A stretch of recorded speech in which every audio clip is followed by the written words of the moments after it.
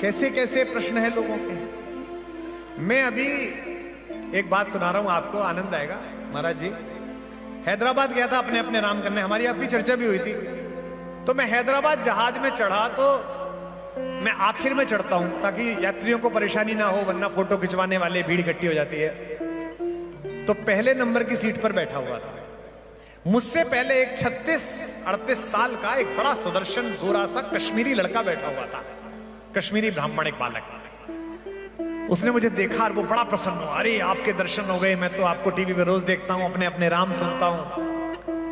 मैंने कहा जी भैया। लोग प्रणाम प्रणाम करने लगे, बेल्ट बेल्ट बंध गई। मैं कुछ लिख रहा था, उसने मुझे डिस्टर्ब नहीं किया। 1 घंटे बाद जब मैं लिख के निबट गया मोबाइल पे, तो मैंने फोन रखा।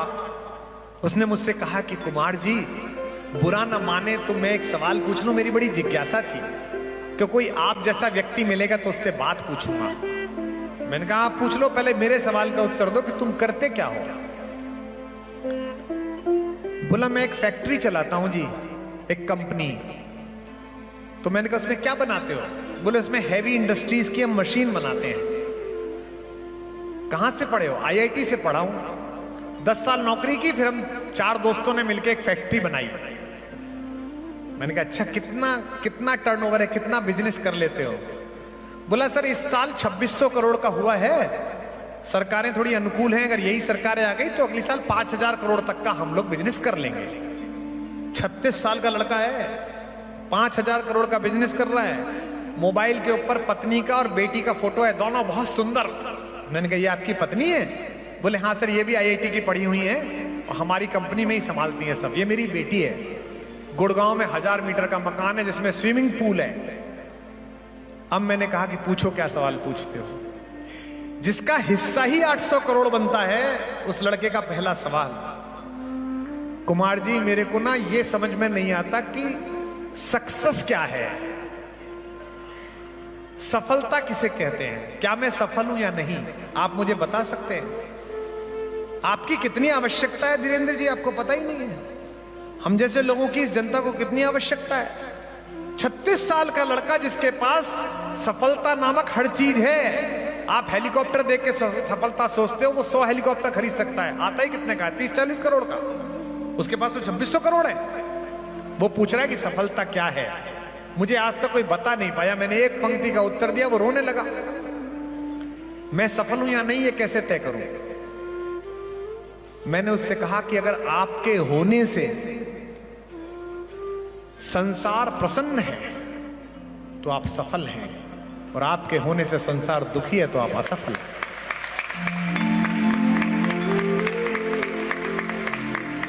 उसने कहा संसार? मैंने कहा बाहर संसार, पत्नी, बच्चे, माता पिता, अपार्टमेंट, गली भर संसार, गांव भर संसार, देश भर संसार और संसार भर संसार। अब उसने मुझसे पूछा कि एक बात आप और पूछूं? मैंने कहा पूछो। बोले कल चैनल पे चल रहा था कि आप पार्लियामेंट जा रहे हो। हमें पता नहीं होता, पिछले 6 साल से जब भी पार्लियामेंट में कुछ होता है हम जा रहे होते हैं। खबर चलती है कि जा रहे हैं, फिर चलती है कि नहीं गए। हमें नहीं पता चलता, उधर चलती रहती है। और अभी आप इतने मुस्कुरा मुस्कुरा के लोगों से मिल रहे हो, आपको एंजाइटी नहीं होती? मेरे को तो बड़ी एंजाइटी होती है। 400 करोड़ का टेंडर भरता हूं, रात को नींद नहीं आती है कि मिलेगा कि नहीं मिलेगा।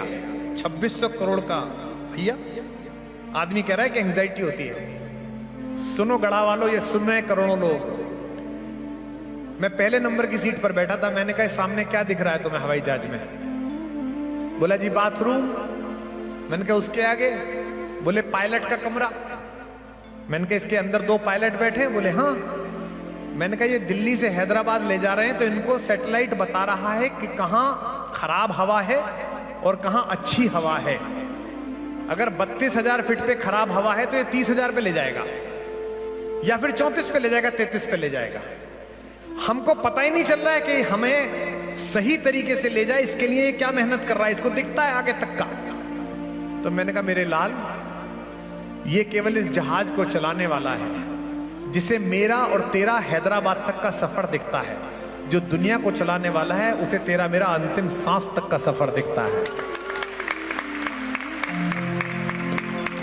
इसलिए उस पर भरोसा करो। इसलिए वर्षों से, सैकड़ों वर्षों से एक सुप्तावस्था में पड़े हुए इस देश को पुनर्जागरण की आवश्यकता है। प्रधानमंत्री जी ने कहा ना, काल चक्र की नई गति है, इसके साथ जो नहीं जुड़ेगा वो इसके नीचे दब जाएगा। शास्त्र को पढ़ने का यही फायदा है मंत्रियों और विधायकों, पढ़ा करो।